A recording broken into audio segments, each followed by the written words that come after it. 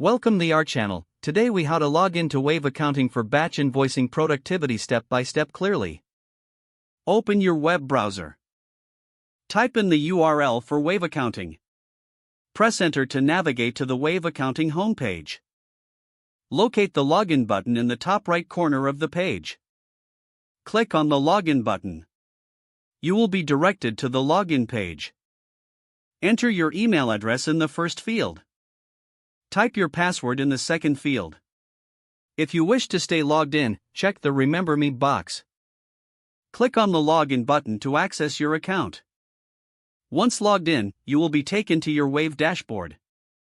Navigate to the Sales tab on the left side of the screen. Select Invoices from the drop-down menu. To start creating batch invoices, click on the Create an Invoice button.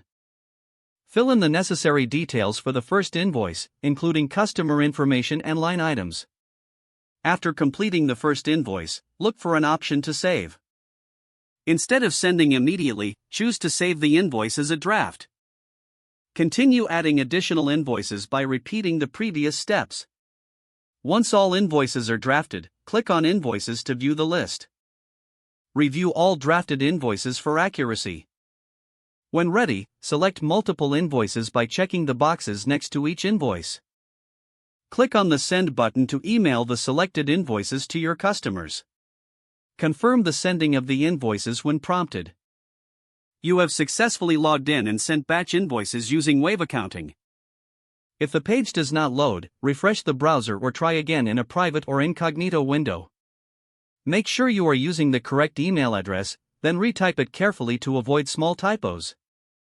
If your password is not accepted, use the reset option and create a new strong password you can remember. Check your spam folder for verification or security emails, then complete any requested confirmation steps. Don't forget to like this video and subscribe to our channel for more step-by-step tech guides.